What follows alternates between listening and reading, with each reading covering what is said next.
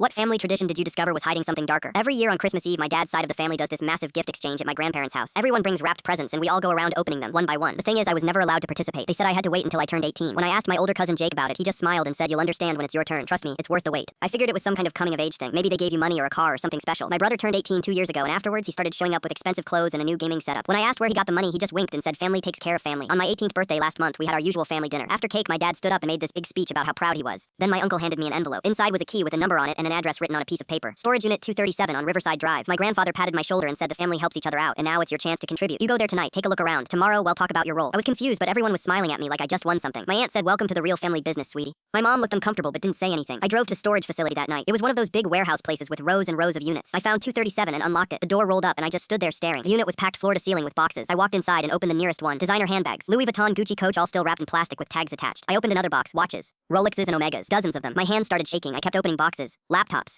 Phones, cameras, gaming consoles, everything was brand new. Everything was expensive. I called my dad. My voice was shaking when I said, "What is this? Where did all this come from?" He was quiet for a long time. Then he said, "We buy liquidation pallets from retailers. Overstock and returned items. We resell them online and split the profits. It's how we've been able to afford the lake house and the family vacations." I said, "Dad, these aren't liquidation items. These still have security tags on them." He told me to come home and we'd talk about it in person. But I stayed in that storage unit. I started going through everything more carefully. In one box I found receipts, different names. Jennifer Martinez, David Thompson, Susan Park, all different credit cards, all purchased within the same week at different stores across 3 states. That's when it clicked. The family tradition wasn't about gifts, it was credit card fraud. They were using stolen card information to buy expensive items, then storing everything here and reselling it online. And now they wanted me to be part of it. I found more receipts. Thousands of dollars worth of purchases, all reported stolen according to the notes paperclipped to them. My uncle had been tracking which cards got canceled and which ones were still active. My phone started buzzing. My dad calling again. Then my uncle. Then my brother. I ignored all of them. I sat in that storage unit for an hour just trying to process everything. Every family vacation, every nice dinner, the new cars, my brother's gaming setup, all paid for with stolen money. Then I called the police. I gave them the address, told them I had evidence of credit card fraud and stolen merchandise. An officer met me at the storage unit 20 minutes later. He walked through taking photos of everything. He kept shaking his head saying, "This is extensive. This is organized." They arrested my dad and uncle that same night. My grandfather the next morning. In total, 9 family members were charged. My dad texted me from jail. One message: "You just destroyed this family. Everything we built, gone." I texted back, "You mean I just stopped being your accomplice? What you built was a crime ring." My mom called me crying saying I should have come to her first, that we could have handled it privately. I told her, "You knew, Mom. You knew and you said nothing." I'm staying with my best friend's family now. Half my relatives won't speak to me. The other half are facing federal charges. Last week my uncle, who wasn't involved, sent me a letter. He said I did the right thing even though it cost me my family. I don't feel courageous. I feel like I just blew up my entire life, but I keep thinking about all those names on the receipts. Real people whose credit got stolen. Who deserved better than being victims of my family's tradition. So yeah, I destroyed the family tradition, and I would do it again.